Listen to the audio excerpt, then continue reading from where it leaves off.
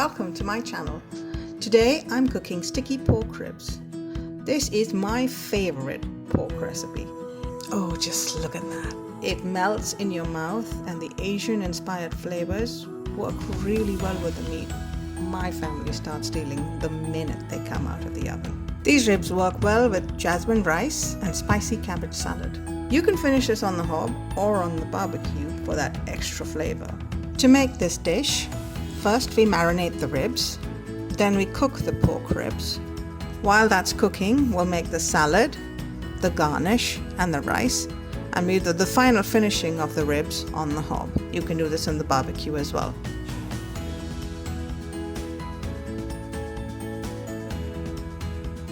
I use fairly meaty pork ribs, so 1.4 kilos gives me about 15 ribs. The pepper is coarsely ground. Pork needs vinegar to break down the ammonia and get rid of that smell.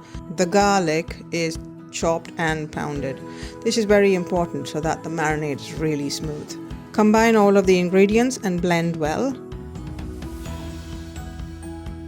Blend to a smooth paste and then check for salt. You need to have a little bit more salt than you would expect because it will mellow out in the cooking. Pour it over the ribs. Give them a good massage. And marinate them for about 3 to 4 hours.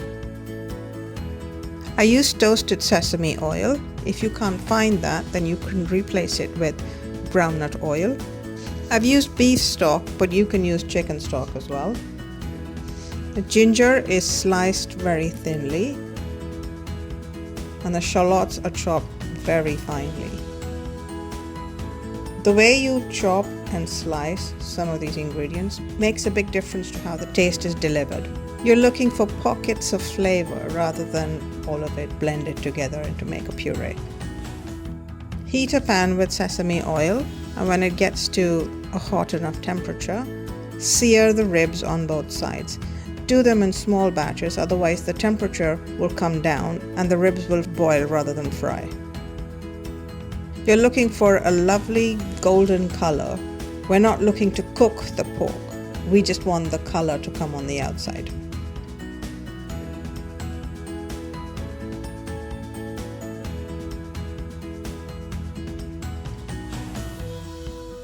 Reserve the marinade to be used for the next stage of cooking. Deglaze the pan with a little bit of boiling water so that all the juices from the pork can be retained.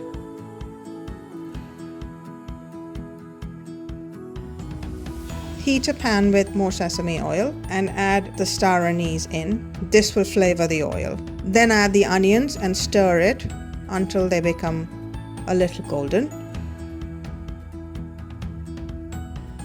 Then add the ginger. Move that around for a bit. And finally add the tomatoes. Once the tomatoes are softened, this should take about 5 minutes. Add the marinade along with the pan juices and cook that for about 2 minutes. Add in your soy sauce and honey and dissolve that in. Let it boil for a couple of minutes before you add your stock. It should smell quite aromatic. Add your stock and check for salt. Bring all of that liquid to the boil and let it simmer for 2 to 3 minutes. Carefully pour the liquid into the roasting tray and bring it to a boil. Then add your pork ribs into this and let it cook for about 5 minutes. Make sure you cook both sides, so turn them around midway. While the stock is simmering, preheat your oven to 160 degrees C. After they have simmered in the boiling stock for about 5 to 6 minutes, transfer the roasting tray with the simmered pork ribs into the oven and cook for 30 minutes.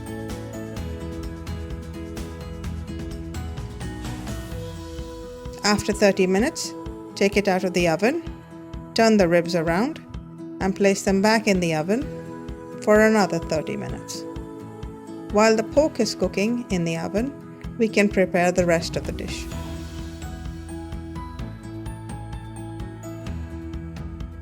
This is a quick and easy salad to balance out the sweetness of the pork. I use a blend of red and white cabbage leaves and assorted hard lettuces. Use all of the ingredients to your taste and toss it together to make a very quick salad.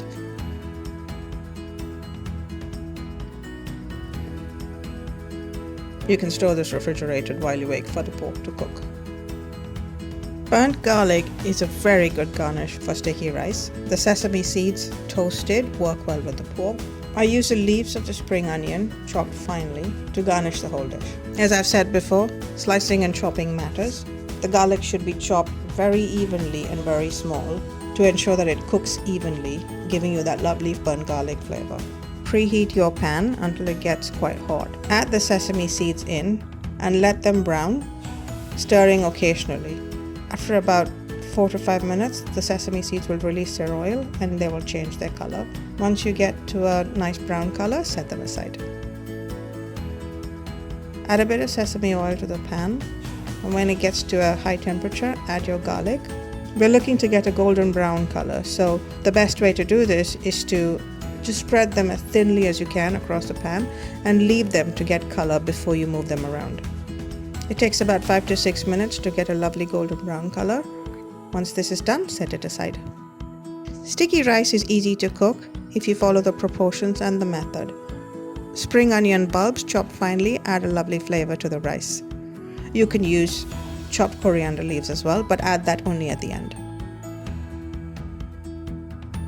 Rinse the rice in cold water a few times. Add the washed rice into a pan along with the water. Add spring onions and a bit of sesame oil. The ratio of rice to water is 5 cups of water at room temperature for 2 cups of rice. This ratio is very important because we're not going to drain the water away. Do not add boiling water as you will not achieve the sticky result. You're looking for cooked and sticky rice. It should not be overcooked or hard in the middle. Slowly stir the rice to make sure it does not stick to the bottom. Do this once or twice while you're waiting for the water to boil. You don't want to move it too much because then the rice will not cook. Taste for salt. Once the rice starts to bubble on the sides, cover it for 5 minutes. After 5 minutes, use a wooden spoon and gently lift the rice. It is still slightly wet, but when you taste the rice, it will be cooked in the middle. From here, we just dry out the rice uncovered for about 2 to 3 minutes. Use a fork to run through the grains of rice to separate them while it's drying. When all the water has evaporated, the sticky rice is ready. After your pork has been cooking for 60 minutes, it's time to finish it off, either on the hob or on the barbecue. You can pre-make the ribs up until this stage and just do the last bit on the hob, the finishing part. It takes about 10 minutes to dry out all of the excess stock and concentrate the flavors. Turn the ribs around once or twice to make sure that all sides are coated with the sticky liquid. As you can see, I'm missing a few ribs because someone's stolen them when they came out of the oven. 10 minutes of cooking on a medium-high heat and your ribs are ready to be served. Just look at that.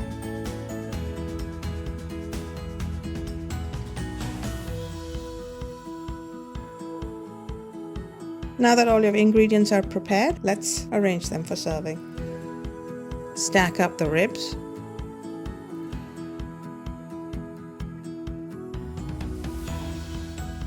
And pour all of those delicious sticky sauces on top of it. It is really an amazing flavor. Sweet, aromatic, and perfect.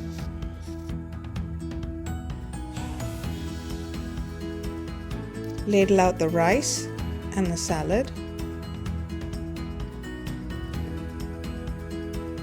Top the rice with burnt garlic and top the pork with the toasted sesame seeds. Add the chopped spring onion leaves over everything and you're ready to serve. So there you have it. Melt in your mouth sticky ribs with jasmine rice and a crunchy salad. I hope you enjoy cooking this dish as much as I did. You can't ever go wrong with sticky ribs. Do let me know how yours turned out. I'd love to hear your comments below. Thanks for watching. See you next time.